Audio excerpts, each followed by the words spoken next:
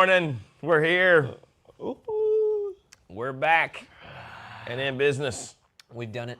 Harder. We've done it again. Faster.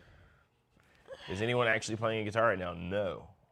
Somebody probably is. I mean, someone. There's some kid in Asia who's practicing. I mean. And one day he'll be better than us all. Yeah, I hope so. I mean, probably he's better than us right now. Honestly. I didn't want to say That's that. the sad part. That's true.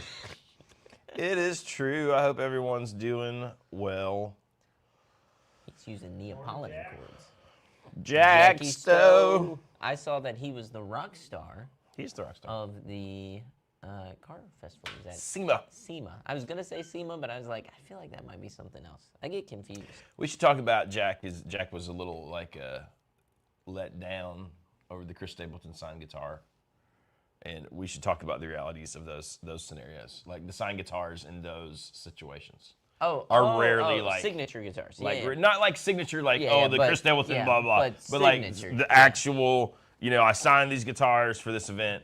I do feel like it's a bit of a letdown. But I do also feel like in those scenarios, it's maybe one of the few scenarios where there's a guitar involved that there is a way better chance that someone who's not a guitar player ends up getting it. Yeah. You know what I mean? Like, you would not believe how many, like, Dale Earnhardt Jr., signed random guitars we get, or, like, and they're all those things. They're all those, like, $200 Epiphones or Deans or, The first thing I got from Casino, not the first thing, I hadn't bought the Strat, but the first thing I ever did here for, like, work-ish, was helping you all move a piano. This was like 7 years ago. Yeah. I helped you guys move a piano, and you had a signed Straight Line Stitch guitar. Yes. Straight Line Stitch is a all-girl punk band, something like that. Apparently. Something weird, but Dexter gave me this guitar, and it was a signature guitar like that. So it was like they'd actually sign, Yes, it was. They actually signed the top of the plastic. Not underneath the plastic. Well, listen. It's like, what's the point of that? And if you got a guitar and you take it to get one of your heroes to sign it, that's super cool. That's cool. That's awesome. But those things, it's, man, the worst is when people bring it in who don't play, and they think that it's worth, like, all this money, and they have no idea. And it's not their fault, but it's like, it sucks to be the one to be like, this is probably worth less than $200 it would have been worth. Now, it's just... Dude, I don't know, man. It's just sad. Nothing. And it's one of the reasons, it's just dumb. Whenever I worked at a music store in Sanford, I remember this one day, I think I was the only person there. Maybe the owner was there. This old man comes in with this Fender guitar in a case, right? Acoustic, Fender acoustic. And I didn't know that's what it was at first. I just saw the Fender acoustic case. And he looks at me and he goes, "Have you ever heard of Johnny Cash?" And I was like, yeah, I know who Johnny Cash is. And he's like, I walk the line. He goes, "What if I told you I had a signed Johnny Cash guitar right here?" And I was like, "Oh, that's cool, man." I was like, "Sweet, well, let's see it, And he pulls it out, and the signature was like a 6-year-old wrote out John Cash. It wasn't even Johnny Cash. It was John Cash. And it was this big on the bottom bout of the guitar. Could happen. And I mean, it was like the bottom of the guitar. Right. Like this, not subtle. Boom. And then it had something above it. And it was like really official looking, like what was above it. I was like, what the hell? And like I looked at it, and he was like, "I want $5,000. And I had to stop myself from laughing. I was like, "Sir, I can't give you $5,000. Sean went into Pawn Stars mode. Sir, like, best I can do is $50. Someone asked if the Hello Kitty fuzz is really just a Waylon in disguise. Nothing would make me happier if that was true. You cut it on. The Mighty Woodrow says he's digging my shirt here. Ooh, only the finest Wrangler from Walmart, sir. I like it. I mean, it could be like Wrangler from Indonesia. I mean, might still be. But I also because it's very thick shirt. I thought, I'll wear this like as a jackety kind of thing. But thank you, sir. The Mighty Woodrow is very stylish himself. So, Todd Roy says he enjoyed the Eddie 9-volt jam last evening you guys posted. You like that? I enjoyed it, except For the god awful mixing. I think Sean. Hang on. Before you say anything, let me ask you: did you guys notice any rough parts in the song? Be honest. That's what I want to know. Don't did you notice spare me. anything? Don't spare Did it my sound feelings. great to you? Let me know. Well, yeah, of let course us it did. know. Let us know. And that'll go right now. Oh yeah, no, I know. We're not talking about that part. We're not talking about that part. We're talking about another part. We're not talking about that at all. We're talking about Jonathan's out of tune slide They playing. said it's the low end. I'm kidding. No, it was really fun. It was really fun. Jack So says he has the exact same shirt. Great minds, sir. Great minds. But no, that whole show was a lot of fun to do with Eddie 9-Volt. Sounded good. The one quote was, "Y'all get a vagina from him." What? He's wondering why at 1:37 he points at you and says, "Y'all get a vagina from him." Oh well. We can't speak on that. That was supposed to be edited out. Don't read anything else. Stop reading. I didn't hear anything weird. Where are you guys on Tonewood? It's made up. I was just out of It's tune. fake. But it's fine. He wasn't It's out of fine. tune. Sometimes Tom, don't message. It No, was it's going fine. great. It's fine. It's okay. It happens. It happens. I'm no Rhett Shull. Well, it was just Mr. Beatty that noticed, so don't worry. Everyone. Mr. Beatty. Everyone noticed. Beatty. It's fine. It was You're fine. getting beady today, Tom. It gets up from there. You know what? Disappointed, Tom. Tom, it's fine. Damn it, Tom. I saw Jim Lill's car guitar, but I couldn't bring myself to watch the video yet. Car guitar. Yeah, he turned his car into a, you know who Jim Lill is, right? Oh, I saw that. It's like He's like, oh, I have my workbench, there's no such thing as Tonewood, and blah, blah, blah. I gotta be honest. We don't need to do that. We don't need that. Nobody needs that. Come on. Please, guys. Derek, can you pull up the thumbnail of the video, like with him God. laying in the car? Is he like- I just want Sean to see it. No, I just want Sean to see it. Jim Lill, Lil. I also wonder, like, obviously, Jim. I guess I don't know how good his channel is doing right now because for the longest time I followed him because I really enjoyed the stuff. But then, like, I don't know, when we got into like, Mr. Wizard for guitar, I don't know that I enjoyed it as much anymore. Mr. Wizard. Maybe the Tonewood thing just hits me too hard in the heart. But Todd Roy said, that stuff is just clickbait crap. well, there you go. There it is. But I guess my question is, right, and this is absolutely zero, like disrespect to Mr. Jim Lill. Like, he's a great player. And at some point, he had I thought he had some really cool gigs in Nashville. And I wonder if he's still doing that or if he's just thrown his whole hat into YouTube. It would be interesting to know if he has and why. Speaking as a representative for the young people, we call it throwing your whole ass into it. Throwing his whole ass. Throwing his whole ass into Throwing it. his is that what it is? That is what it is. A lot of people got drunk off of the COVID YouTube Yeah, they did. pandemic. Woo! Subscriber high. And you thought, this is the way, man. I sleep in my own bed every night, and And that is and not the case. Exactly. Guys, there's a reason why we still have day jobs. See what I'm saying? Right. And then our other job where we're musicians, and then our other job Mowing yards. where we mow yards. let's see. With that. How does it feel? Let's see. Damn it. Ned said, Homegrown Son wants to know what's the newest, best for sale guitar in the shop today. What to think on that? We'll get there.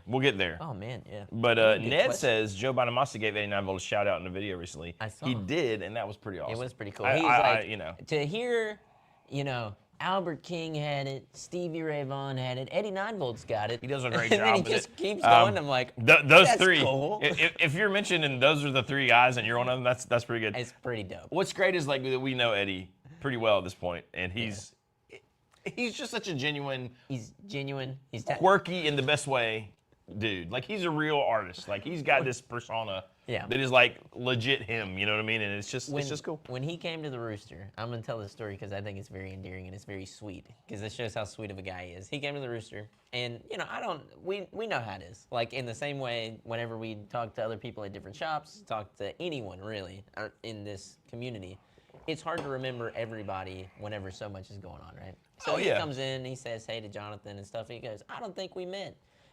My name's Eddie, and it's like we did a whole live stream together, bro. It's like what the hell? And then I talked a little bit of junk to him, just busting his balls some.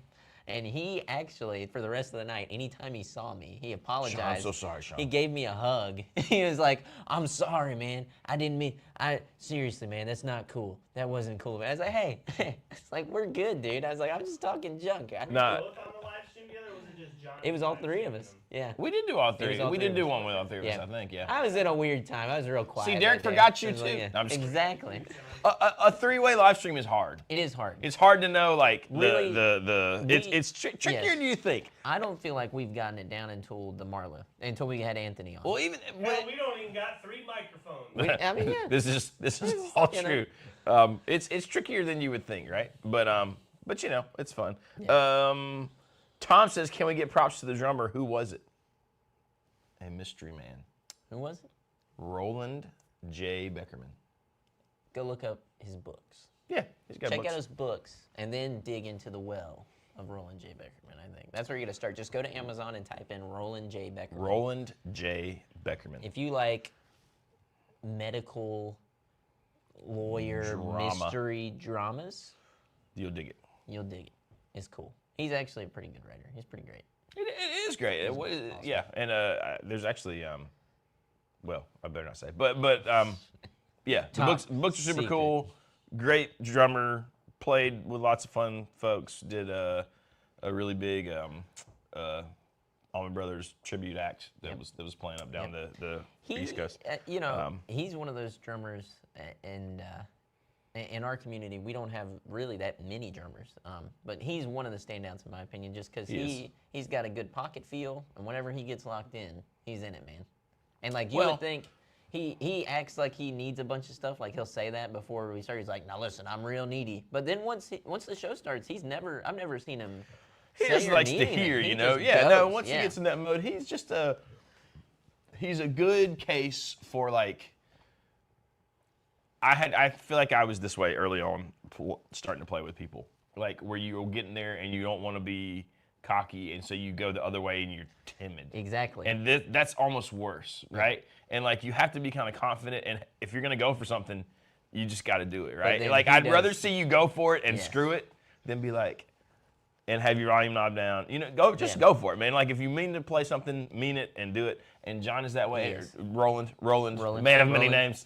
names. Roland J. Beckerman. But he doesn't mind like driving a thing. So once he No, sets yeah. in, like he's on it. You know what I mean? And Yeah. he great dynamics, pays attention. Yes. But he just doesn't mind driving it, and I think that's the experience of it all. And what I love too, I was talking to somebody about this recently, is there's something with a certain level of musician where even if you're playing the wrong thing, if you're doing it confidently and you make it work, It can work. it can work. And like and I'm not saying that he plays the wrong thing ever. I'm just saying he is really good about controlling himself, because I've seen drummers whenever they realize that they're playing the wrong thing, and I've never had an issue with it. I'm like, go nuts, man. If it sounds good, then it's good.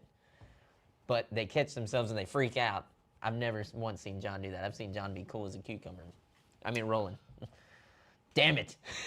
Darn it! Edit it, Derek. Edit it. Roland Beckerman. And he also is a really, really good friend of mine. One of the first musicians I met when I moved back to North Carolina through a mutual friend. So, really, really good dude. But anyways, I'm glad you asked about that, because he deserves the recognition. He does. Obviously, a little lacking in the bass department on that video.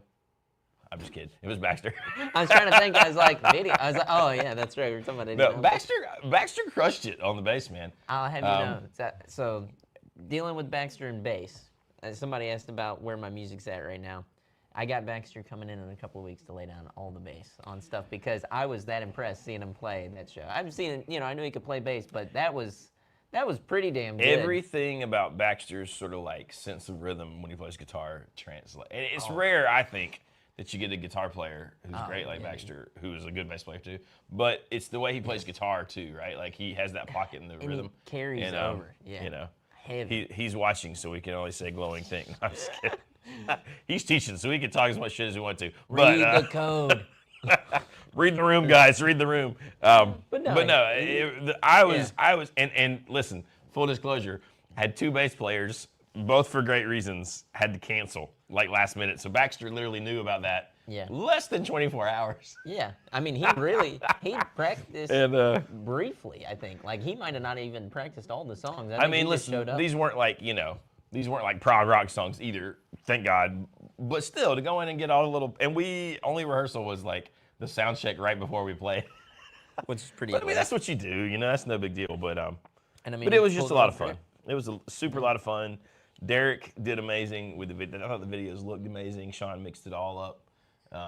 That's tricky too, to like film a set like that live, mix it all together.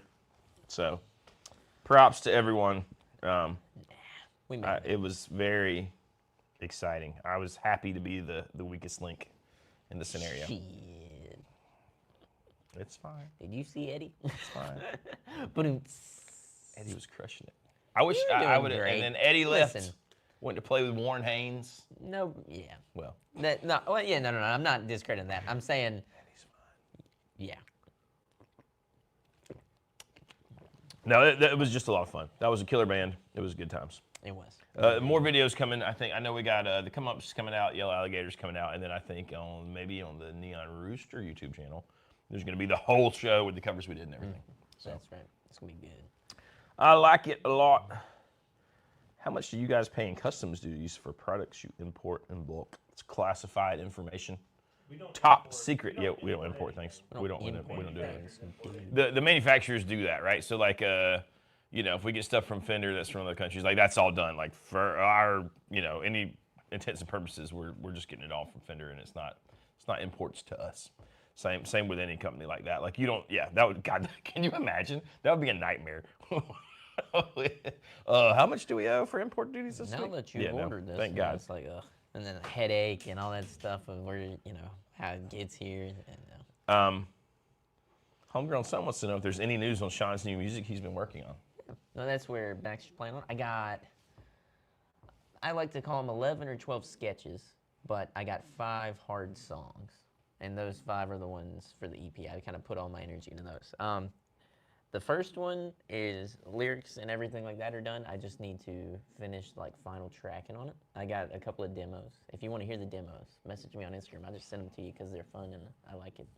You can also follow the new band page at The Gaused, Gaussed, because I only like difficult band names, to see any updates and stuff. I've done a couple of videos on there too. But I got that. I got the second song. Every song is built around this core guitar drum mix that I'm doing, where I'm playing together and singing. So they're all built around that. The second one is done for that part. I'm gonna get the 3rd, 4th, and 5th one done too.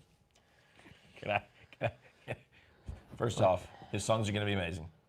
Because I think the coolest thing I've enjoyed about what I've heard of your songs so far is that you have like found a really cool tone and built the song around a tone. Exactly. That's something I probably spend an hour on the tonal part. I appreciate that. That's really cool. And I like, it's fun for me to see how different people create things, right? It's hard for me to do that because then like that tone really limits what you can play. Yes. It's like if you do something around a delay thing or like a certain fuzz tone, right? That's fine for the riff, but then you can't just be like, Yeah. And sometimes that limiting thing like drives me crazy. But like I feel like you've built, Yeah, man. but then it's not just like it becomes a piece of like music, you know what I mean? And I think that's really cool to see. Yeah, and a little story time with that too is like I started off recording stuff into this Yamaha tape machine that I got and playing all the parts at once and a drum machine and all this stuff, right? And I was in a flow. Well, then I took everything and I said, all right, I feel great. I'm going to go down to the Rooster and set up a bunch of stuff and I'm going to do like real hard tracks of this, right? Like make everything really tight.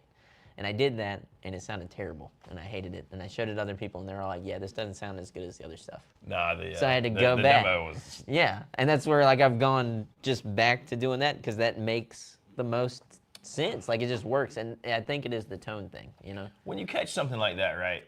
You Yeah. just got to go with it, right? Yeah. Like, and sometimes it's hard to replicate that stuff. It is, yeah. But yeah, and Johnny too. I want to I'm gonna float this out into the universe. He's been working on some new songs, and they sound good. Been working And I'm hard. excited. And I think Little Birdie told me maybe B. Clem will be playing bass on that as well. There's maybe. after doing the Eddie 9-volt thing, Yeah. there was we were clicking a little bit, so I was like, man. Be pretty good. And I think he enjoyed it, so I think so too. that's kind of fun. Yeah. So for sure have some different cast of characters playing. That's Obviously, got Sean and Derek helping me Some as magic. well. But yeah, man, it's pretty fun. I think we've all sort of upped our trying to up our creative Give output. a shout out if people are around. They come see y'all play on. Oh yeah, that's This right. is true. November 20th. Which is a week from today. That's right. We're gonna be playing at the Sunrise Theater. Woo! We're a part of Baxter Clements Variety Show. Derek's gonna be playing and singing. 12 We're string, all Mr. wearing little suspenders. Mr. 12 string. I'm not gonna give away the songs that we're all no, singing no. because Derek is gonna kill it. Johnny is playing a bunch of different Almost guitars. heaven. Almost heaven.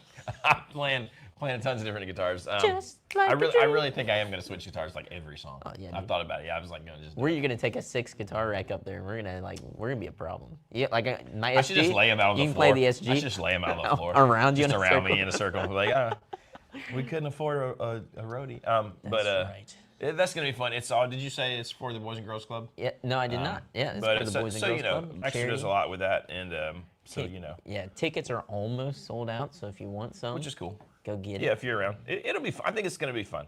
We're gonna try not to suck that much. Yeah. Since it's for charity. I will say So- we did our first rehearsal Monday, and I'm kind of impressed. We got little James Vallone, little Jamie Vallone, Listen. on stage with us. He's He's got probably the funnest song of the night, I think. and it was rocking. It the other was night. rocking. I'm so stoked. Like hearing all the guitars together, I'm like, That's dude, one it's of those like songs- the record. You know how there's some songs that like everyone covers. Yeah. And it's just like, okay, like, well, we're gonna play Take It Easy. Okay. I mean, Yeah. how many times, like, right? It's just, Yeah. some songs are just they're there, Yes. But then there's some songs that you've always loved that you never really learned, and then you get a chance to play it, and it's kind of epic, and it's like, Yes. oh, okay. That's exactly what this was. That's kind of what this is. It's like, oh, whenever we so- got to that song, I'm like, especially, God, I think we're gonna get the walk up and walk down part. I think I've we're got gonna it. nail it. I was know gonna the say answer. I've been I got the practicing, answer. and I'm like, I gotta get it. I even, the little tiny part, you guys are like, what are they talking about? It must be like something really hard. It's really not that It's hard. not, but it's like but it's it is so good if you can get 9 people to But do it together. that little part we cut out is actually not hard to do either. The little hit. But anyways, yes. So let's see. I'm probably saying your name wrong. Rancid is using high-end guitars best for live performance? I think it just depends. If you have a high-end guitar you love, then yes. I mean, does it hurt anything? No. I mean, doesn't. listen. All I own at this point in my life are what you would probably consider high-end guitars. I don't have a ton of guitars, but I've got a custom shop Telly, custom shop Strat, a 335. It's not a custom shop, but it's like a made in Memphis, like a special run. I've got a Gretsch Falcon, and then I've got a 78 Telly Deluxe. So those are really only 5 guitars, but they're all really nice guitars. He's gonna play all 5 I believe at I the am. show. But you know what I mean. So like I just that is what I play all the time, and I decided I would rather have 5 what I think of as high-end killer guitars than Yeah. lots of because up until Yeah. that point, up until I don't know, 10 years ago or so, maybe not that long. All my guitars were like Mexican Fenders. Yeah. I mean, like almost all, and then with the random other things thrown in, Ibanez too, art cores and stuff like that. And then once I got that first custom shop, I was kind of hooked, honestly. But Yeah. I mean, you gotta have like. There was a point for me and I've only been doing this for like 8 or 9 years now, but there was a point where it was like, oh, quantity, right? But then I It's realized not really quantity because you can't Yeah. play them all. You don't play No, them all. exactly. I don't. Maybe some people, and Generai's right. He says whatever works is the correct answer. That's right. I've played a lot of shows with a Mexican Yeah. telecaster. and it was great. And you know what I mean? And I didn't feel like I was missing out on anything. So it's really, it's just whatever you want to play with, man. Yeah. Some people like play better, feel better with high-end guitars. Some people play worse because they're worried about their high-end guitar the whole time. So if that is you, if you're like, oh my God, I'm gonna ding my PRS ding or it. whatever, Don't- then don't do it. No, that's know? a great point. Um, For me, it's and it's funny. We were talking about this before we came over. Derek was like, astrology and fucking guitars What together. month? And It's a Virgo. Really, guys, don't spoil my. His, It's Sean dream- today, Derek. It's not me. So for me, and I'm not going to spoil too much of it, but I do get bonded to my guitars. So regardless, I'm going to play certain guitars way more than anything, and it's better for me to have 5 or 6 than 20. I can't justify that. It doesn't make sense for me. And what I do end up getting is probably quality. But Woodrow says he was mortified when he was playing that Slash 335, but you were also aroused, were you you not? didn't seem mortified. You seemed like you were shredding. Okay, someone says, who's the biggest show-off in the shop? I don't know if we really have a show-off. We probably all could have that We have our moments, but moments, not but like no one's really like, we don't have anybody, I don't think we would tolerate. We would No, all be irritated. No. Yeah. Like, What are you doing? and there's not too much like head cutting that goes on. It's more No. like be cool, and like we all joke around, and like we'll bust each other. Like it's funny, me and Jonathan both played a Blues Junior last week and said the same BS to each other once we got done. It's like now that nonsense is over. But I mean we do more of that than we do actively like. Well, because we just want to try things when new things come in. The one that came in, we were playing it because it had a cool speaker in it. And a really cool speaker in it. But so we were just trying it out. But it wasn't, at no point did I think you were playing, nor was I trying to play to like showboat. Like it was I just more play like things that I know I play because I know how those things respond to me. exactly And you and play how what your the thing is. amp and guitar. I feel like there's usually more excitement between all of us in the shop to let each other play the things. Generai says, but still spec and order a custom shop in Christino. Yes, because we like to eat. No. No, you should do that. I mean, that's a lot of fun too. But we also have a room full of custom shops that if you want to just, take one that day, that's okay too. Tom always bringing it back to the swollen pickle. It's like he's obsessed. I know, he really It's is. like he's obsessed.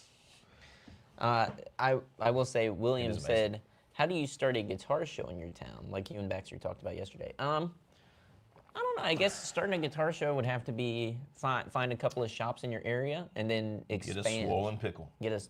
And suck on it. No, I think what that would take would be, state-based maybe, or like at least prime area-based, regional. Go reach out to shops, and then through those shops, they probably know people who are collectors that would come out too, and then reaching out to the bigger guitar shows in your vicinity. I would like to do one here, but I don't think we have a space that is conducive or big enough to do that.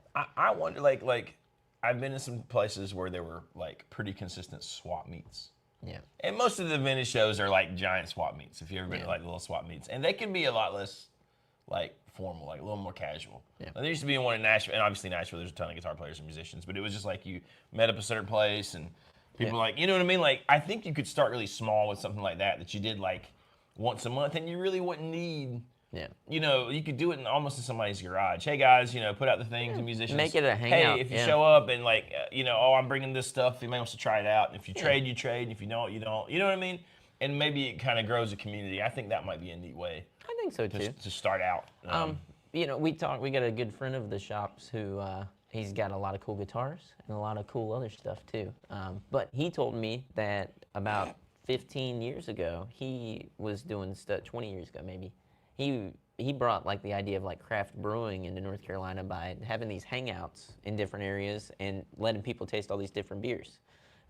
So think of it like that. Start small and then build it up. Tom, I do practice bondage with my guitars. That's why I beat them up. Why not? Make a Breaker says, who's the best shredder in the shop? Well, I think we got a We're new. talking cheeses? I think we're talking. Finely shredded cheese. cheeses. We have a shredder, We do. a shred master, if you will. His name is Jason. Jason. He's new. He's new. He's a weekend warrior We've known right him now. forever, though. Yep. Played the bands with Baxter, and that's sort of his forte. Is what I would call actually what Shred. you think of when you really mean Yes. shredding. I think that is, and he would agree to that. He's got the confidence of a lion. He's very, very, very well endowed in the shred. I will say area. our buddy Dan, who teaches, also Dan is a shredder, too. a shredder, and could hold his. I would like to see some, not a shred off per se, but some dual shredding. I'd like to see some dual shredding with those guys. Perhaps. Little jack And I fest, think if that you might will. be kind of fun. Yeah, I mean, all the notes are valid. No need to leave any out. Oh yes. Just do them. So I why think not? if there isn't already a guitar show in New Orleans, I would be blown away with it. I would check around. There's got to be a New Orleans guitar show. I feel like, and you tell me if I'm wrong. I feel like, as a music city, New Orleans might be one of the few where the guitar is not like king. Yeah, no. Like it's more brass. about like horns, Yeah. you know what I mean? And so maybe not, you know what I mean? Because Austin, Nashville, I feel like all these other places, the guitar is very overrepresented. Listen here, though. If you were down there, I bet that is vintage drum city, dude. I bet you could find some really badass vintage drum kits. I feel like I'm about to be in that scenario with with my child who is He's becoming ready, more and dude. more obsessed with drums. We got to find him something sick. Bro, we gotta find him something that works. That's not I $1 million. I want to find him one of those kick drums that's like, it looks like it's melted, you know? Like it's like flat on the bottom and it comes over. Well, you know that he's into it. Like he's starting to pay attention to gear, and I'm like, oh, okay, Here we go. dang it, you know. Dad, but I need this fifth snare because the piccolo's just not cutting it in this environment. Yeah, I feel like we're gonna be there. It's gonna all come back to me. Everything I've, done, tortured my wife with about pedals and things for years. It's coming all back around. Coming full circle. Okay, here's a good question. Alex Brackley says, are you guys able to transition between different guitars effortlessly, or is there a slight adjustment period? Sean, I'll let you go first. Oh, man. Repeat the question. So like if you're playing Gibson, right? You're playing your SG, Yeah. and then you switch to your Strat in the middle of a show. Transition effortlessly, or does it take you a second? I guess it depends on how you think about it. Like, I'm big about, like, if I put the guitar in, it's like boom, boom, Like, I'm, like, swapping through them pretty quick. Like, I don't really mind that. If you're talking about playing that guitar, I don't know. Sometimes there's, like, I'm weird. Like, if and I'll even I've taken 2 or 3 guitars to a show before, and for whatever reason, once I go, I don't tend to like to stop and change out guitars, even if I know that tonally speaking, like the P90s might sound better on this. Like I don't know, I'm weird. Like I feel like no, I gotta I finish don't it. typically like to Yeah. like I just pick my ride for that night and that's it. Exactly. Now the I'm next like- night might be different, right? But like it's just Yeah. oddly enough, I've only had a few times in my life where I switched out guitars for like during a show. And it was really for really specific reasons. And How one time often- was because I was half the show was half step down. I was gonna say, how often is it tuning? Because like if it's a tuning thing, I'm like, okay. Then it's you probably you easier kind of got take. to. Now I was, and that is actually tricky. Like the smart play there is to have like one with 11s, one with 10s, so that they feel the same. Because the tension throws me off for a second, like Yeah. bending, especially if it's a loud stage and you can't hear yourself great to like target the notes and you're trying to go by feel. It used to take me like if we're just sitting around playing, I can transition. Like if I'm been playing all night on my like a bigger guitar, like the Falcon or something, and I break a string and grab my telly. It's weird. It right? does take me a second to be like, oh God, you know what I mean? I think that's what it is for me because that SG is smaller than my Strat. So whenever I pick that up, or even whenever I had the double cut, I tried so hard to play the double cut in multiple shows, and it just got weird to swap. Like I was like, I gotta pick one. Now, I would say when I was younger, that was it was a big, it's probably just psychological. Now it's like, oh, okay, 10 seconds. Go for it. Let's do it. But Well, you've done it so much more too, where that's true. I assume like in Nashville, you're doing a 3 to 4 hour gig. play a lot of shows. You're just ripping through. Dude, those when, things. when I was in Nashville, for most of that time, I had like all Telecasters. They had different pickups, but they were like very similar for the guitars. And then Well, a Strat, and then I had a Les Paul, and it was like, okay. Maybe the question is then, if you are going to change guitars like that, does it make sense to have a Strat with humbuckers, a Strat with Strat pickups? Yeah, if you're playing Strats. Well, if you're doing I think it's two things, right? It's like the feel of it in that way. Yeah. I also think it's the control layout. Yeah. Like, I mean, obviously a Tele is stupid simple, so this is not like a, oh my God, but like, I don't think twice about where any knobs are, tone, volume, the switches. I can do it all without looking. Yeah. Strat, I'm almost equally as comfortable. Yeah. The Gibson stuff, I still have to kind of look because it is my least at home as far as guitars I've played. Yeah. Do you know what I mean? So like with the four knobs, like, Well, it's a little different for me. And on a 335, the knobs, if I'm not mistaken, are a little bit more spread out to where like on my SG, I think they are all they're like this close together. So it's almost kind of weird for me to try and even do a volume swell because I just got to reach down and feel all four and push. Yeah. It's just kind of They're funny, tight. right? Yeah. Compared to any Fenders. Todd Roy says that warms him heart being foremost the driver. We got Mr. Daniel Klein in the house from Port City. Daniel. So, Zoot says illegal to play a non-Tele in Nashville. I feel like at this point, a Tele might be the minority. Yeah. I don't know. Wait, you're not playing a keyboard? Everybody was already switching to PRSs when I was there, and it was as much as anything. The funny thing is, you think of Nashville as sort of like a Tele town, but you get there and you realize Gibson's there, and every street corner has a Gibson sign, and there are Les Paul pictures everywhere because Gibson did sponsor all this stuff, which is smart of them. Oh yeah, yeah. But you kind of think that there's like Telecaster statues and stuff everywhere. Yeah. There's not. It's like so much Gibson stuff, which is fine. But there's a ton. Well, and I think that town is so different than what it was like 40 or 50 years ago, right? Where the Telecaster at one point probably was like the guitar of choice, and now you're doing so many different genres that. Well, even the modern country stuff, right? Like there's way more stuff with Gibson-y, Les Paul, like classic rock tones, or like Tom Petty kind of sound. I was gonna say, you know what my theory on country music as of right now and probably the last 20 years has been? Country music follows the trends of pop rock. So like what we're hearing now country-wise, and I think that's why the Stain guy is super popular as well, not just because of his politics, but 20 years ago, that's what I'm hearing on the country radio at least. I'm like, Jesus Christ. Listen, I'm going to say something controversial, and I don't care. It's going to make everyone, most of you will probably agree with me here in our little circle, our little bubble. This is changing now because rock music, mainstream, is kind of gone to shit too. But yeah, it's bad. It's bad. It's garbage. Dude, but if I hear one more filter sweep and a reverse cymbal, I'm going to break something. When there was still like pretty good like pop rock music, right? Yeah. There was still kind of like changing and there was some creativity. And I'm not saying it's out there, it's just not mainstream. That's what I'm saying. But my thought was that like country music was like 5 to 10 years behind it. Mm-hmm.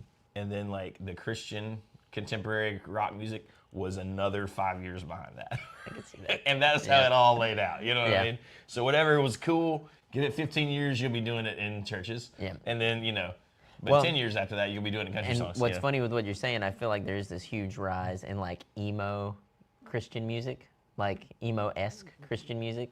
Yeah. Almost like screamo level, and I remember the first bands that kind of came out like that were Christian artists like Under Oath and what?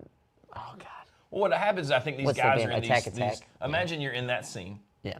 And you're making this music, and then you get to your like 30s or 40s, and you kind of like find God, and you start. I'm gonna make. What do you make? You make that music that you think appeals, and I just think that's naturally what happens. And I'm not saying that's everybody. And listen, I go out and play Christian music all the time, so I'm not knocking that at all. I'm just saying. Yeah. Sadly. Oh yeah. That's the way a lot of it goes. Well, and that's why, like you play with this guy Robbie Cummins, who it was really refreshing to hear his music. Yeah. Well, I mean, it's like, oh man, he's not just like, he's not doing, it's not this. Well, Robbie's like makes good music and he writes songs and he's a songwriter, right? Yes. So like he writes these songs and then he's not trying to make them like, what are kids gonna like? You know what I mean? Or like, what genre is it gonna be? Like, he just writes good songs. Well, it's the same way. They're Christian songs, and then they're, I mean, but I think the difference with him and a lot of that stuff, right, is a lot of that stuff I think you have to go and know, like, you're going because the content is X. I think you Yeah. could put Robbie in any little theater, and anybody go to the show, and whether they Yep. agree with that or not, they'd be like, "Oh wow, that was good. I enjoyed that concert." Well, and it's in the same way, when somebody is selling out and doing something solely for the purpose of like selling out and doing that thing because they're trying to fit a demographic. And then whenever somebody is being genuinely who they are, like he does the native flute and stuff like that, to me that is genuine to who he is. Like regardless, if he never played on a stage, he would probably He would still be do doing that. that. Yeah, Yes, he would still be doing that. exactly. And that to me is cool. That's where it should live more at. Greg makes an interesting point. He says, "I go between acoustics and electrics during my duos live gigs. As long as the necks are close in size, not scale, it seems easier. I love fat necks in my guitars." See, I think, and you tell me if you think this is true, Greg. Like, it's weirder to me to go to two slightly dissimilar electrics because I'm playing the same sorts of things in bends as like acoustic and to electric doesn't bother me very much at all Yeah. because I'm playing totally different for the most part. Heck You know yeah. what I'm saying? But Yeah. I could see that. Yeah, if their necks are sort of in that same ballpark, it's not so bad. I mean, string gauge is as long as they're all sort of the same. What music is loaded on your cell and or car? Sean is probably Sturgill Simpson. Sean does love some Sturgill. I love some Sturgill. Old Johnny Blue Skies, whatever his name is. You want to go first, and then I'll. I mean, I just, I don't know. I have Spotify. I like to put it on random a lot. I'm guilty of listening to the same old junk a lot. But I find new stuff. Yeah. I find, I was gonna I don't say know. you usually what I like about you is you don't. I'm pretty bad about like I'll have a record of the day or the week. Like I just like burn through new music. Yeah. Like I just like go through it real quick, and I might some stuff sticks, some stuff doesn't, but I just listen to a lot of stuff. You're good about whenever you do find something new, you kind of dig into it, go deep, and check it all out and stuff. I'll do which I stuff like respect, that, yeah. and It takes me a little more time to get to that part. Yeah, I think. But I'll go back to like I've been on a Bruce Hornsby kick. I've been listening to. I love that song Mandolin Rain. But so like I'll listen to that. I'll go back to a song like that I've always thought was neat, and then go and find the stuff on that album, and kind of see. Yeah. I want to make myself get into a Little Feat kick. We've talked about that. I just haven't done it yet. I need to find the time to sit. I tried to do it sit and listen. a few months back, and that whenever he passed, or whenever the amp was sold, I think it The was little not when he George amp, passed. yeah. He died a long time ago now. But I tried it, and it's like it's good. It didn't hit me. It's Yeah. weird. It's hard. Well, I think it has to hit you in the right time, right? Like it's Yep. obviously good, but it is weird. That's right. That's Okay. right. Mary McChee says concerts used to have more variety. 3 bands not all exactly the same. Now you go to see one band. I did like it when like they weren't so homogenous all the time with like Yeah. openers and I think you know. people used to build out show bills based on the idea of what you want people to feel that night, and like how it goes, and like everything kind of connected, but not being exactly the same. And now what I see a lot of it at the local level, especially in like the rock scene here, is people just kind of cramming stuff together. And sometimes there's an idea there, but most of the time they're just cramming stuff together to be like, we're gonna go play a show. And sometimes that doesn't always add up to a good mix. And it's usually just about one band, and they bring in 2 random groups in that, doesn't really push it. So that's true. Someone asked, have we announced the winners for the giveaways? We announced, we were behind on, we got to announce October's. So we'll announce the winner of the Delphine today. That's right. So here shortly, towards the end of our stream, in case you guys get rowdy. I think we're working on that over there I know. now. Who's the winner going to be? XTC. And I guess I know we get a bit off schedule, but we haven't announced what our next giveaway is, have we? Maybe not. So maybe we'll do that next week. Yeah, I know we're towards the, we're kind of funky in November, but We got some cool got it. stuff. I got some stuff in the house I've been holding on to, set to the side, thinking like we'll do a cool we got giveaway. a few. Sean and I were brainstorming some yesterday Yeah. that I think would be very exciting if we did them. So I think so too. fingers crossed. But yeah, we'll announce Delphine winner today. Heck yeah. And I got to tell you, let's talk about, since we're talking about the Delphine. Have you guys ever had like a pedal or an amp maybe not as much with the guitars, but I think it's probably mostly the pedals. Where like people love it, and you hear about it, and you kind of get sick of hearing about a certain thing, so you just never even try it. And then you're years after everybody's kind of not lost their luck, but like it's not the hot thing anymore, and you try it, and you're like, damn, why did I not try this before? Yes. Yeah. I'm having that experience right now with the Greer Lightspeed Organic Overdrive, which I know is sort of based on a Timmy or Tim, Yeah. By Paul Cochran. But I think I got so sick to death of hearing about transparent overdrives. No. And I've always thought that one was cool. And at a point, you know how I'm a sucker for buying, like, trying all the overdrives for, like, a certain company. I almost bought, like, the Southland and the Lightspeed together a couple times. But we got them in the shop. And I took a Lightspeed home. Yeah. And I didn't even like it that much when I tried it in the shop because it was just the first second, and I plugged it into a clean amp, and I was like, whatever. Took it home on my stuff. Yeah. Plugged into it, like, the Magnetone. Got it to where I normally like it. Yeah. And then boom. God, it's a good pedal. Click. Like it, and I used to hate this kind of thing. It doesn't do much. What I mean is, like, it's not like the Swollen Pickle where you turn it on, you're like, holy God, that's different. Like, it's not a drastically different thing than your amp, but it's just really, It's that really, little bit more- really good. Like that little bit of Yeah.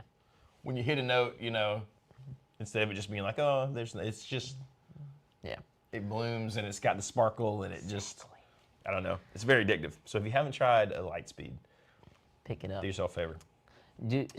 Let's talk on you said some of the transparent thing there for a second. What I want to talk about is how the guitar community, for a few years there, I felt like everyone, it would be like, okay, everybody just came out with their tube screamer. And it was like all we'd hear about for 6 months. There was just like, everybody was doing that. And then everybody comes out with their Klon. And then everybody comes out, it was like consistently doing that to the point that it was like I got really annoyed with it after a while. I was like, I don't care. Transparent overdrive, great example. The Klon thing, great example. It just never ended. I didn't feel. What'd you see? Go for it. I'm just laughing at their banter about the pickle junk. I'm gonna start making up even more ridiculous things to say about the Swamp Pickle. I think, but you're right? Like Yes. that happens, yes. and it probably turns you off even more than me. But like I'm just like, God, I don't want to hear anything else about Yeah. a transparent overdrive or a this or that. You know what I mean? And then what gets me is like you get these assholes on YouTube who like do the video where they're like, the only transparent overdrive you need, and they're like holding it like it's a damn swollen pickle in their hand, right? And you're like, what the fuck, man? Well, dude, and there's this doesn't even irritate me. It just makes me sad for these folks because, listen, we know the struggle as good as anyone of trying to come up with crap to talk about. Yeah, dude, on it's YouTube. hard. And sometimes there's just not much, right? There's That's not why much. these are nice because we just get on here and you guys make funny comments and we can just talk and it's not like a video, right? But I get some of the like Facebook things I do. I see guys who are obviously trying to start a YouTube channel and their videos are great, and it's like it'll be something like this that's not even a new thing out, and like the blah blah blah, the best transparent, and I'm just like, man, I know it's rough finding content. But Whenever I see the best blank, the only blank you'll ever need, and you guys can take this and actually take the blank out and have me say something crazy. That would be funny.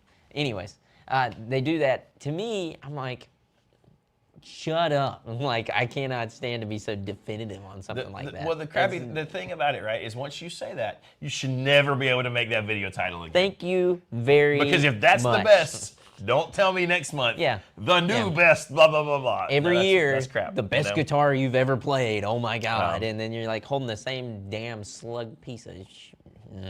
So it's just like, man. I'm not saying anything. Mayor McCheese. I'm not saying anything. But it just there does come a certain point where it's like, and we've talked about this. It's like, what does expanding what you do? Like, I view some of this stuff sort of as like a niche art form in a weird way. And it's like, push yourself. Push yourself to come up with a new idea. Push yourself to come up with something different. And don't get me wrong. Like Jonathan said, we know it's hard. We fall into the same boat. We do the same things. It's just like... It's constant, figuring it out, expanding your horizons a bit to say like, well, we can talk about other things. There's a lot of stuff that I love that I know we can't really talk about on this YouTube channel because we're casino guitars. I love synthesizers and recording and tape machines and blowing stuff you mean up that and stuff. oh That yeah, stuff. lame. I like all that good stuff, but I play drums too. I love drums. Doesn't exist. It doesn't exist in this realm, and the truth of the matter is we got to work within certain confines sometimes. But if you do have a big wide channel, do something big and wide. Follow your heart. What do you desire? Follow your pickle. Follow your pickle. I mean, hell, Whatever follow you wanna something. Follow something. But be don't consistent. follow the algorithm and the trends. No, you 'cause gotta. that is the big G Whatever word. the kids want to hear. We got our buddy Alex Holden is with us. Mr. Beatty said, Beatty. Sorry, he's getting Beatty treatment today still. 'Cause you've been saying some really rude things in the comments, Tom. I don't know what your deal is. Sean, tell us you have no money without telling us you have no money. You know, man, I think that's part of it, dude. Money ain't everything, dude. Got family, got loved ones. I love Tom. Got friends, got a lot of stuff. Tom is great. I'm thankful for more than the check that I get, okay? Don't get Oh, me yeah. wrong, money makes it survive. Money. It's only the second most important thing besides air. There you go. Apparently. Watch that movie, The Lorax. You'll I would know. think You'll like see. it goes air, water, food, clean water, I'd say. Food. Oh no, It money. doesn't matter. It doesn't matter. It's fine. If you got money, you can afford clean water. That's It's right. Fine. That's right. Giuseppe says, "Do we sell Reverend guitars?" No, Nope. we don't. Even though but we I've been do one like of them. We just don't sell them. Yeah. Been playing the hell out of some Reverend. was- Money can buy air. I was going to Damn it, say man, you're right. that we got Alex's guitar. We did, yeah. That's a killer guitar. I'm trying not to play it because I'm trying not to be tempted. I don't need other things to lust after. I think Baxter might have actually played it a little bit at our rehearsal the other night, and he was falling in love or lust with that thing. He was blown away. Ned says, "Can you ordain a Fender so it becomes a Reverend?" You can. Sure you can. You got to put that bass contour knob in it, though. Tom says he likes synths, recording, and guitars and basses. You're okay, Tom. We're Wine good. Lab broke all the time. We're okay. It's okay. Y'all do talk We're movies, gonna make though. it. We do talk movies. That's Baxter. He can't help it. I know. He can't. It's funny. We help can it. talk movies. Have you guys seen the new? I feel like that became our shtick, and so now I actively not talk about movies. But I don't watch as many Out of movies as you guys spite. do, probably, to be fair. I mean, I watch movies. I don't like to. Baxter loves movies. I don't really like to talk. I mean, I like to talk. It's an odd profession. It's very taken. odd. I guess I just mean like I don't know. Sometimes it's like I don't know. The tangent gets tangenty, and I'm like, eh. We got the guitar shop is in the house. Good morning, sir. The guitar shop. That's sick. But we have that next door. What? This is the guitar shop. Have we seen previews for the memoir of a snail? No, I have not. But it could be cool. Isn't Baxter playing a casino theater night for a new movie soon? I know that we're all going to watch Jake Paul fight Mike Tyson. Friday. Is that this Friday? This Friday. Dang it. What you got a show? No. I forgot to. No. Just get a God, I gotta divorce. sell it. Just need a I'm divorce. kidding, Christy. I'm I need a kidding. divorce. I love you. My love wife you. was reading my schedule to me this morning, as she often does. Not because I forget, because she wants to make sure that I know how busy I am, which means, So I had to A little bit I of had to family go somewhere time. Thursday. I am off Friday, but that's like my only day because then I play twice on Saturday. I got a thing all day on Sunday. Monday night we have a rehearsal. Tuesday I teach until 8. Wednesday night we play. Thursday we're going to Wilmington. Oh yeah, that's right. Then Damn. I have a very busy week, which is good. I like busy weeks, What are we gonna do? but my ridiculous children like to see me all spoiled. Bastards. Spoiled. Bastards. Our chickens were needlessly murdered this week. It's been It rough. was a slaughter. It was not just like a murder. It was. One is in ICU, and I swore my wife to never speak of this, but I did let her bring the chicken inside. Thank God my father doesn't have the internet and is not watching this. But You did what? I couldn't say no. So chicken is in like a pet carrier in our back room, trying to be nursed back to health, missing half of its head. That's very graphic. I'm sorry, but I think the Raccoons have declared war on me. I like to So think I'm gonna answer in kind. if your dad does have the internet, he's licking his teeth right now. He's going, He's like, I knew it. Just when I was starting to have this much respect for funny. him. I didn't he lost realize it. I had 2 daughters. Lost it all. Jesus. Lost it. Derek, I do think you're right. I think you're 100% right that it was a raccoon. I thought so. I think it has to be upon further inspection. What are you gonna do? But yeah, no, I'm preparing to wage war against the raccoons. I feel like my neighborhood has been overtaken by raccoons and feral cats, That's right. and I don't like to be violent, but Tyson, sometimes. the most beloved convicted rapist. Oh my God, Jinrai, leave it in the 90s. No, I'm kidding. I don't know. I have no idea what you're talking about. Hang on, wait a second, before they get me. I have no clue. It was a chupacabra. It was a Wendigo. The goat sucker? A goat sucker? The what? That's what chupacabra means, if I'm not mistaken. The whole story of chupacabras, not to change the subject from Tyson, but It's okay. It's okay. that you know, I like to think it could have been a Bigfoot. X-Files. I like to think he would have just torn my whole chicken coop down and just stomped it all flat, just blood and feathers and wood and chicken wire everywhere. That's what I like to think would have happened. Half-eaten chickens. Oh, Citizen of Melee said, I actually met Tyson once in a Vegas airport. How was it? Was he nice? Did you try to do the headlock thing and then he like killed you? It's like boom. Have you heard that story? Where it's like that dude grabbed it and he like whooped his ass. It's like bam. Jennifer says I was being spicy. Yeah, loved or not, I don't think I'd want to grab a hold of him. No, hell no, dude. Not a chance. That's like the dude. Is that the same dude that he slaps in the plane or punches in the face? And it was that whole, that where it was a whole thing. It's like everybody's got to. People don't get punched in the mouth anymore. It was the whole thing. But anyways, let's see. Someone says, how will tariffs affect casino guitars? Not that much, because most of the stuff we sell is made in America. USA. It could change prices, obviously, on guitars with like big, parts built in China or overseas places. But we'll see. Yep. But I don't think it would affect us that much, honestly, because biggest part of what we do is like custom shop, PRS, the core stuff. So we shall see. Yeah. Let's see. We had one cool question from Homegrown Son. He said, what was the worst pedal or instrument that had the coolest name before you tried one? So you bought it, maybe you tried it for the name or bought it for the name, but it was dog. It was not good. I know there are some.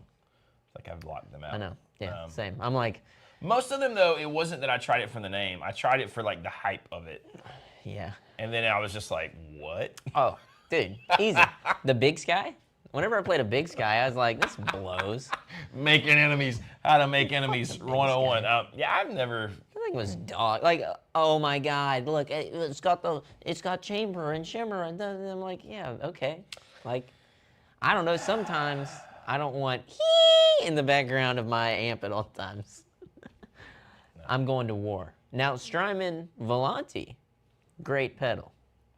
I'm trying to think. There has to be something that I got that I was like, oh, this is going to be amazing, and then I was just like, nah. I never bought a Big Sky. I just tried. Oh, one. me neither. Like I was so everybody talked about it. So I finally played one. I was like, this is gonna again make people not happy. And I still like this company, and I still like a lot of their pedals. Probably the Double Barrel by JHS. I went into Vintage King with money to buy it, tried it, and I was like, eh. well, And it wasn't that it wasn't fine. And maybe I didn't understand at the time. Like, because I'm talking about now the light speed is like very subtle, but it does a really magical thing. Yeah. But well, I was going to say at the time you're talking about, too, was near around the time that it had come out, and there's all this hype behind it and stuff, it right? had been out a while, but there was a ton of hype, and it was like, you got to have the JHS stuff. And it was cool, but I just, and I think really what it is the Morning Glory doesn't really do it for me. No. And I know some people love it, man, and maybe it's the way we run our amps. But I mean, it's kind of fizzy, though. That's what I remember from it, is like it's something weird. Well, I don't weird. think you can get it really gainy. It's that thing, it's just supposed to be transparent. It's a blues breaker. We know how Tom Bukovac feels about blues breakers. Uncle Larry does not approve. But no, I do like I love the blues breaker side of my protein. Hey, you know why? Because Uncle Larry gets it, dude. Uncle Larry gets it. Damn it, man. You know, Guitar Shop says, I'm sure you guys are tired of talking about the storm that happened last month. I hope you guys weren't affected by it much. We really weren't affected much at all. We had some friends up there. You know, we had yeah. Daniel at Port City, and then we also had Anthony with Marla. Heyday Music up there. Unfortunately, I think they may be closing down, which sucks. I'm not sure. That was the last I heard. Though, if you can help any of those folks, there's still plenty of help that is needed. And the sad thing about those kind of things, right? I mean, obviously life goes on. Those people in those communities pull together and they keep going. I'm sure that's true anywhere, you know, like stuff in storms in New Orleans and Florida and stuff like that. But the sad thing is everybody kind of goes back to normal after a few weeks of hearing about it. And then those towns are still kind of destroyed though, right? So that it does suck. But we, thank you so much for asking, but we're far enough. You know, we got some rain, a little bit of leaking. And I think, thankfully, too, like Daniel at Port City, he's good and safe. He said his workshop was ate up a little bit, but I think he's good there. And the same thing with Anthony and Marley. Had some roof damage, but all that's getting taken care of. So, you know, we've had friends and family up there that didn't fare so well. But everyone, for the most part, is safe and doing better, and it is getting rebuilt up there, and they're trying their best. So, on to Tom's new topic. Who saw the JHS announcement of dropping the Ross line? I got the email on that probably 2 or 3 months ago. And I personally, whenever I saw it, I was like, yeah. I mean, you try things, I guess, as a business, and you just got to, you know, you let it go if it's not working. And maybe it is working, and maybe they're just like, we did that, now let's not do it. I saw where his video popped up, but I hadn't watched it yet. But I haven't watched the video. It sounded like he said something about learning from failures or whatever, right? Like, I don't know what he said. I don't know. You had to inform me. I don't know. I didn't have a strong feeling. The reason I didn't watch the video is because I didn't really care about the Ross line. I didn't either. You know, it's cool for what it was, but I just don't have a strong feeling. Was there some kind of controversy maybe there was that we don't know about? Yeah. Like I don't understand. I did get the sense that there was some kind of strange apology or something in the video, so I don't know though. Yeah, I don't get it. I feel like, you know, if he tried it and he failed, you know. In my opinion, I'm like, I don't know, I feel like that's part of being human and doing the thing, you know? So. Mayor McChee says they were cocky and expected those pedals to sell without them investing in marketing. They were wrong. They should have invested in marketing. Probably true, right? Because you probably think, something like that has a little bit of a name to stand on. Yeah. I mean. But just like us, it's hard to also, you're gambling that anyone cares anymore. Yes. There's just so many other options, right? I don't know. And whenever we live in a world where, like, Boss and Electro Harmonics live up to brands such as Fender and Gibson, I think in the effects world, like, that's where I would put those two in comparison. Certain things that fall way beneath that might not get the fanfare that you would expect, you know? Because, like, in my mind, and just using the guitar brands to effects brands as comparison, Ross, to me, it almost would fall into a place of, like, not necessarily like a Parker Fly, but in that vein of, like, there was a time. Or maybe like the early stuff like a Supro Valco. Those early fitting back, they were a thing, but they didn't carry on the same way. Yeah, you know? Exactly. And it's like, some things just aren't meant to be that. And you owe some history to that, right? But, you know, I don't know. What about, so if nobody, where does, not necessarily what you're saying, but like, where do the Maestro pedals?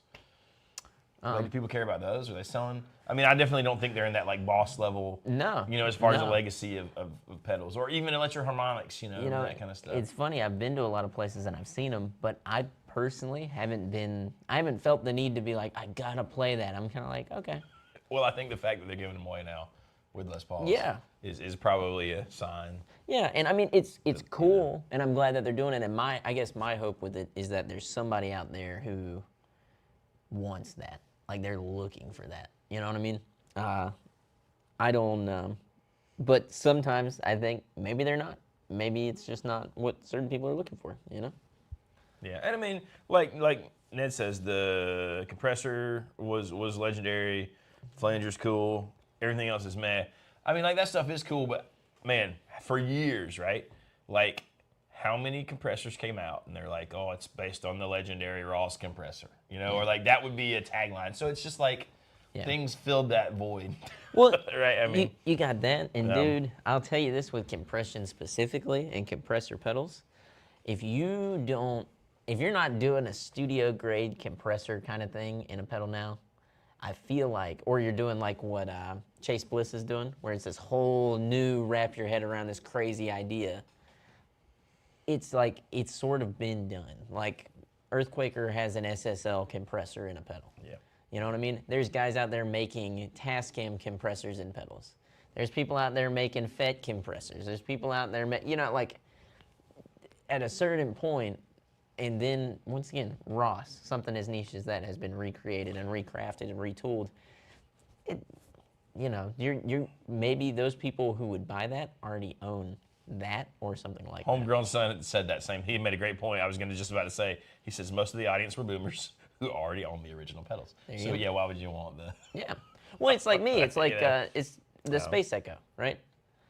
I've got a Space Echo now. The Echo Fix, they make great stuff. Yep. It's amazing. We carry some Echo Fix stuff. I dig it.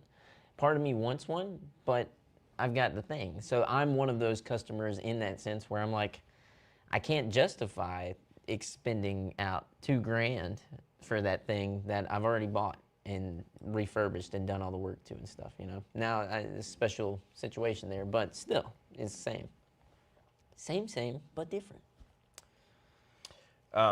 Ned says, how's the Cockness Monster selling?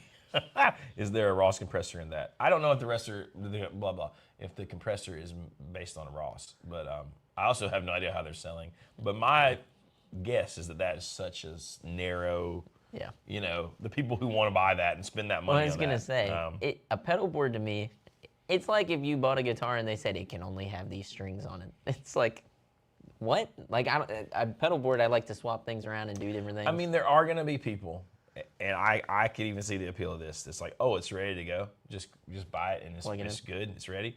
Yeah. We're going to be okay with that, right? But there's way more people who, you know, because what happens to us, right? Like, we get sort of ADD on the whole thing, and we got to have, like, something new. Yeah. Guitar's expensive. The amps and one are expensive. Well, how about a new pedal? Yes. You know what I mean? And then you got your new pedal, but you can't put it on your board because you got the Cockness Monster, and it's all in one. Well, and with that, though, would you rather do that, or would you rather have a Helix that you run into a real amp? Well, and then you can still switch out the effects. You can have different boards for different gigs. You can do. I mean, you could even do that. Things, yeah. The Tollmaster Pro would rock for that. Yeah. You know, I mean, you literally can buy the HX effects that is just that, right? Yeah. So I don't know. I don't know. So Mary McCheese is calling it now. He's calling the shot, folks. Those JHS Ross pedals go up on the used pedal market, and JHS brings it back 1 or 2 years. I mean, it's possible. I think Sean has said, Sean Brooks said that they should have just done a run of those, like a limited run. Yeah. That would have been way smarter. Oh, yeah. You'd have sold them. And you do it. And, Bam. You know, I think if he did it that way, he could do every 2 years. He could be like, hey, we're redoing the Ross pedals for a limited launch. Here you go. Somebody answer this question. Jeremy Baker says, HX effects one effect at a time, though, right? I don't believe that's true. I believe that's the HX1, which we have one over there in the box. I think the effects, you can use multiples. I could be wrong, but I think you can have multiples on the HX effects. But like I said, I could be wrong. Somebody answer who actually knows. What is the point of getting a Tonemaster Pro instead of a Helix? I think it sounds better. And I've owned multiple Helix things. And maybe I should clarify. I think it sounds better like out of the box without a ton of tweaking. I don't like to tweak. I've heard people with Helixes that sound great. You also can buy a bunch of patches and junk for the Helix now, so there's that too. I just think the Tonemaster, to me, maybe a honorary boomer. I can open it like super reverb, oh awesome. Add a delay, add a thing, and it's like super easy on the touchscreen. I just think it's I don't know. I think it sounds good. But you would expect me to say that because we're Fender dealers. We're Fender shills. No, I'm just kidding. That's right. Look at us. But I still think the best value of any of those things is a Tonex, especially now that they're doing the thing where they're putting modulation and delay and reverb in it. But it doesn't have all the functionality, right? Like if you want to be able to scroll through, 20 different scenes and snapshots and blah blah, it doesn't do that. Well, and for context too on this, like what I enjoy about our channel is we don't really push things that we don't find utility in. Like we use the Tone Master Pro for every single one of our lesson Like videos. the lessons and some of the demos. A lot of the stuff that I do where I'm playing here are Tone Master Pro. And the same way with the just Tonex, easy. That's on a flyboard. You know what I mean? You use that thing. Yeah. Which is really cool. No, Versus, we don't sell those, obviously. But yeah, but with that listen, being said, if you don't have a Tonex, I'm just gonna tell you this right you're now. blowing it. You're blowing it. No, I don't think that. But if you don't have one and you want one, you would be insane out of your mind not to buy the anniversary edition, the one that's all white. And the reason is, it's a little bit more money, not much more, but it is loaded with friggin' the paid presets from like the Studio Rats and the guy Tone Junkie and the Worship Tutorials guys. Like 150 presets would cost you a ton of money, not a ton of money, but a chunk of money to buy. They're all in there instead of the regular factory presets, dude. And the Tone Junkie guys are the ones I use his stuff. That's the one I had, and I I didn't even buy any, but he was giving away like all his Vox AC30 and Deluxe Reverb, and I was like, what else would you ever need? And so I got those for free by joining his mailing list.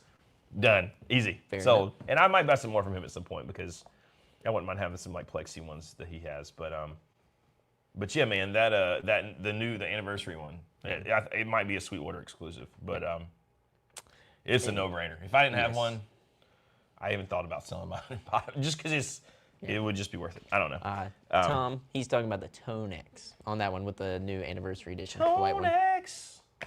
That's Yeah, right. my Tone Master. And I also like that they're stirring the pot here, not really, but because you guys don't care. I don't really care either. And I know Sean doesn't care. Petty Tone Talk. Their updates are free. Free updates. Free. Roback says, I used the Tonex at a rehearsal day and it sounded great. I think it does sound great. And again, out of the box. I think just out of the box, you plug it in, you're like, well, dang, that sounds like whatever amp it is supposed to be in there. I think the old Mighty Woodrow was using one too. But maybe he's using something different. I can't remember. But it doesn't matter. Bob was talking about making crack, man. I saw that. I was like, in the 80s. We've hit it today. We graduated to real stuff. It was called freebase, and our code word was baseball. That's hilarious. Adam Price says, I ordered an Anthem dual drive pedal supposed to match Skinner tones. I mean, that's pretty cool. Is that from that company? I can't think of what they're called. I would like to know more about that. That's pretty cool. Anthem. Yeah, I'm trying to think of that too. It's like, and I will also say some of the Skinner tones. womp womp. The songs are so good, despite some of the like kind of weird tones. Not weird, but just but they're awesome. They're just not. When I was doing the deep dive because I thought I was gonna play in that Skinner tribute band, I was like, man, these are not tones. You ever like go to learn a song and realize the tone you had in your head for it for all these years was not the tone? Not only the tone, but what I thought like the rhythm to be. Like, everything about it. Harder rock songs, like you think there's like this constant like beating of the guitar, and most of the time, it's wow, and that's it. Diamonds, baby. Big old diamonds. Big old whole notes. I mean, yeah, it's funny, right? Like all of us, unless you were like somebody like Greg who's playing, all the time, or like when I was playing Nashville, you get these. You have an impressionistic idea of songs. You heard it and you go and you do it from your brain. It's like seeing a scene somewhere and you think, I remember it's this and this and this, and you go and look at the actual photograph or whatever, and it's like, no. Yes. So we do that with songs, and you think, they do this sex many times, or they, it's this tone, or it's really dirty. It's it's just the White Stripes song. This happened yesterday.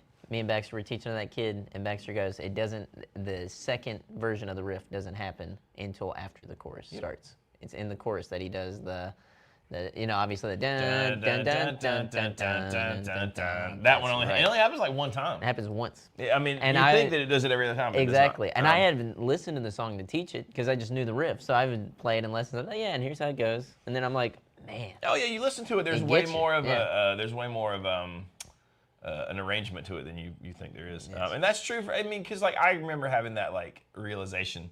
I think everybody who goes from like playing in their bedroom to all suddenly being in a band to like you think you know songs. Yeah. And you don't. Todd says, Jonathan, you're going to be putting your new songs up for us to buy somewhere. Yes. Eventually, I'm trying to get a bunch of them together and do, I think I want to do more like an album. I've been thinking about that. But I have been on a writing kick. So I'm still early, right? But I got to, sooner than later because I want to book some things with this sort of not a new project, but a newly refined version of the Jonathan Robinson Band for next year. But, so yeah, so soon, and yes, they will be up, and I will absolutely shamelessly push them to you all when they're finished. Once again, if you want to see updates on that, Jonathan Robinson Music at Instagram.com. And you've noticed I haven't posted very much lately. That is sort of intentional as well, but I will be. All that will be kicking up. I'm gonna type in the Instagram handles so that you guys can find it. Type them in. Let's see. Zoodalure says, yeah, Jimmy Page, very little gain. Thought there were tons of gain. All those old Marshall tones, man, that we all think are like bone crushing heavy, they are not. They're just loud. They do have this compression and this great like singing sustain thing, but are you guys talking about the soccer song he wrote? There you go. There you go. I'm typing them all in, dude. I got my name in there. Say it again. The Gauzed. The Gauzed. I got that typed in there because it's a weird one, so you guys can see it. I typed in Casino Guitars as well, which is that one's easy enough, but I figured I'd just do it. And then follow us on our personals. Jonathan's music one is his personal. Okay, Greg says I play one song's verses chords different from the original, and no one has pointed out and almost that. Yeah, because no one knows. Like no, I mean, there's so many songs that I know the right way, but I also know the way everyone covers them. And it was so funny when I started playing a ton on Broadway in Nashville. There used to be this saying, the old guys would say, the wrong way. They said there's the wrong way, the right way, and the broad way. And it's true, right? Because some things like, most of the guys in Nashville were really good about the real arrangements of songs. Yeah. But then there'd be some things where you just know they do it to add this little extra part, and like everyone did it that way. Yeah. And if you didn't know it, and people would say all the time, "Oh, we're just doing it like the record," and I'm like, "That's not like the record. That's not the record." But that's the way everyone does it, and it's just funny. And I always find that really funny. And I know the sad thing is now I know when I'm being a slack ass and not learning a song right, but sometimes I still do it that way. So I don't know. That's a part of the fun. Then you get into rehearsal sessions and you have more fun. Dang it. Tom says he's having to relearn "You Shook Me All Night" over. Yeah, I mean it. But the funny thing about that, right, is well, you said they're. I think Tom was the one who said it. They're one of those tones you think is heavier than it is. But there were so many songs too that I've learned like on stage, like somebody requested it and the band didn't really know it, and we kind of did it, and then we're like, oh, let's add that. We keep doing it that way, and then you realize like 6 months later, you're not playing it anything like. You're just playing what you thought you kind of sort of remembered in your head. Well, I respect that more than knowing. Like I can't like the Mr. Brightside thing that happens where people are like, we do Mr. Brightside and they play 4 chords. Coming out of my hate, what? Yeah. And it's like nothing to do with the actual song at all, like period. Not even like being a musician and like doing something different completely, like you're talking about, where it's. Well, I mean, it's really easy too. Like there's this culture of, and we're getting like in the weeds now, but doing your acoustic gigs, right? And you don't really have to learn the song. You just learn the vague chord progression. Yeah. And you sing it, right? And then if you try to translate that, that's what you do, and you try to translate it to like a fuller band. Yeah. It doesn't. It's not always the best thing. It's like, man, I didn't know that song had a backbeat. Oh my God. Boom, boom, clap, boom, boom, clap. Yeah, Tom, I don't know if there's so many of those guys that they're not playing it the same way twice, and they're just doing it. It's natural for them. We think it's so hard, but it's because we're trying to copy like what is someone else's little idiosyncratic way of doing it. Yeah. To where like originals that we write, I feel like back and forth whenever I try to play your stuff. I'm like, oh, that's tricky, and then like But it's not to me. To me, it's like, oh, that's the we simplest. flip it and we do this other riff, and it's like, it just goes like this. It's like, oh, well, because you came up with the thing, dummy. Like that's well, same thing for remembering the stuff you're coming up with, but Giuseppe says, do you guys have a favorite fretboard radius? Not really. I don't like them that flat. 9.5. I mean, that's the right answer. Excuse me. Sorry. I don't mind vintage if it's done really well. I don't mind 14 inch is disgusting. I hate 14 inches.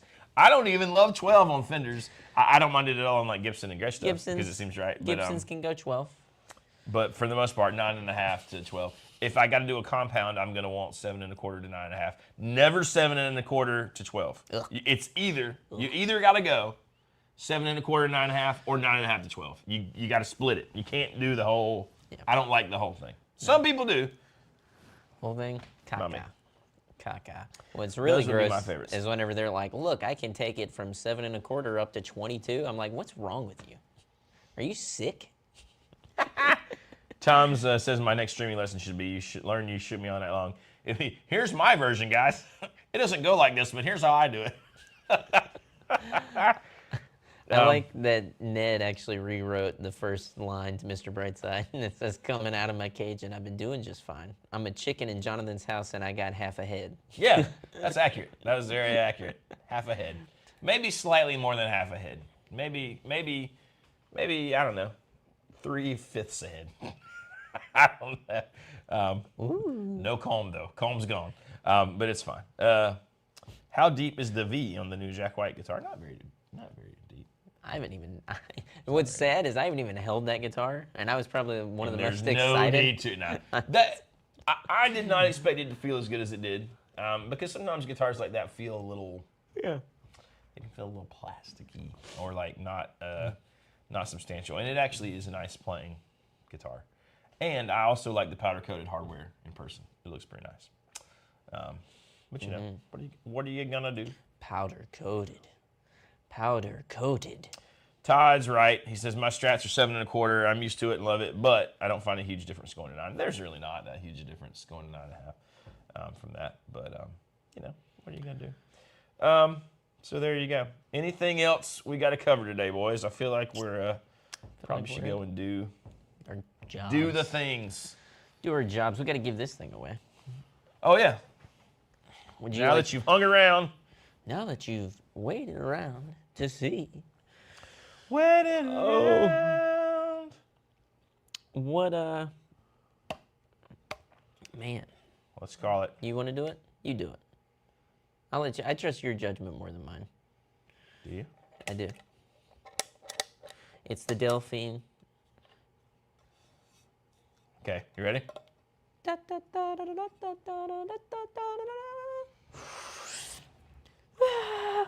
He's doing it.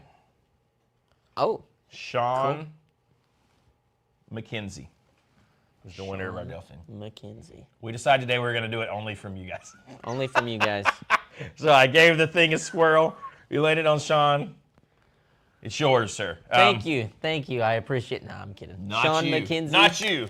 Sean McKenzie, shoot us an email. Sean Brooks is like, shit. Dang it. Dang Almost. it. Oh, it was so close. But yeah, shoot us an email and we will send you this delightful Delphine. And we, next week on the live stream, will announce what is the giveaway for November, even though we're halfway through November. But that's okay. We're slacking going into Thanksgiving. I think we're just having fun. It's loose, We're baby. just having It's fun, baby. Loose. We're tossing Just having it this fun. way, tossing it that way. So yeah, sweet. Sean McKenzie. But yeah, send us the thingamajigger and we will do it. Listen to Tom. Don't forget to like. Like. Do the Everyone. like. Everyone. Hit subscribe. Send Sean Brooks a keychain. Knock on our I mean, that bell. would be fair. That would be fair. Yes. Poor Alex is crying. It's okay. It's okay, Don't worry. Alex. Don't worry. It's okay. Everybody's going to be all right. We're all going to be all right. So yeah, hit like, hit subscribe. Hit the bell. Don't forget, you guys are all safe, so I'm not even going to say it about commenting and all that junk. Don't on forget the road to 100K. comment. Listen, share these things with your friends, or else we're going to be on the road to 100K for 15 years. We are. We gotta pump things up here. Yeah, We're gonna run out of things to give away. A little fire. More subscribers. We gotta get some fire going here, or else Sean is gonna have to start doing these naked, and no Got one that right, wants dude. that. I'm No gonna one lose wants dude. it. Balls up. But anyways, we love you all. Thanks for hanging out with us. Go watch the old 89-volt video. Hear my attitude slide look in the beginning, and then That's right. we'll go from there. That's right. Share, share, share. Check us Share, out. share, Follow us on share. Instagram. Have a great day. Enjoy life. Ah!